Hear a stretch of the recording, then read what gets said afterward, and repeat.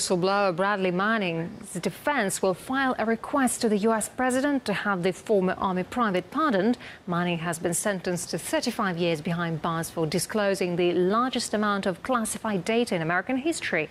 Meanwhile, Bradley Manning has revealed that he would now like to be known as Chelsea Manning and live the rest of his life as a woman. And Artist Gaynet Chikhan is joining us now live from Washington, D.C. Gaynet, interesting twist indeed. So what can you tell us about Manning's announcement and how will it possibly affect the situation around him? Well, Yulia, Bradley Manning now wants to be referred to as Chelsea Manning. He requested hormone therapy, to which the Army said no.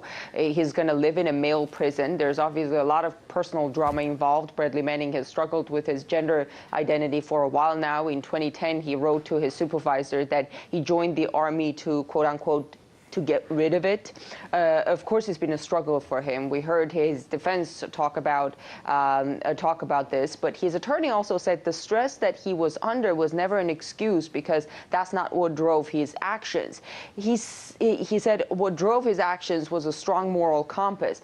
He said that because for most media here, personal drama becomes the main story and it overshadows everything Bradley Manning has actually done. It's easier to talk about his sex than about foreign policy and the human cost of war.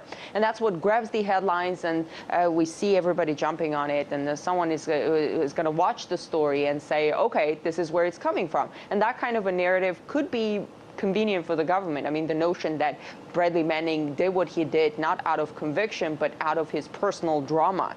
One way or another, the accents get shifted and the story becomes about the personality rather than the issues that he uncovered.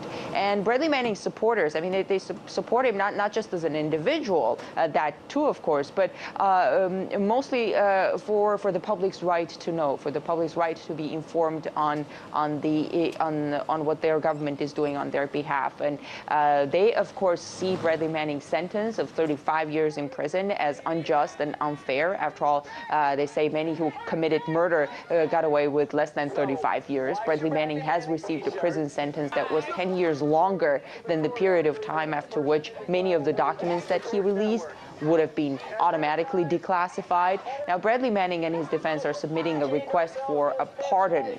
The President of the United States has the power to pardon him. But Bradley Manning also has supporters who were somewhat relieved by this sentence. I mean, at least he's not going to spend the rest of his life in prison, as prosecutors wanted. And the lawyer said he expects Bradley Manning to be released on parole in 7 years. Now, we don't know how his announcement about becoming Chelsea Manning will affect his parole hearing maybe in 7 years. But there is hardly any chance President Obama will pardon him, really, especially in the current environment of the government's crackdown on whistleblowers. Yeah. All right. Artist Gaynet Chikhan in Washington. Gaynet, thank you very much.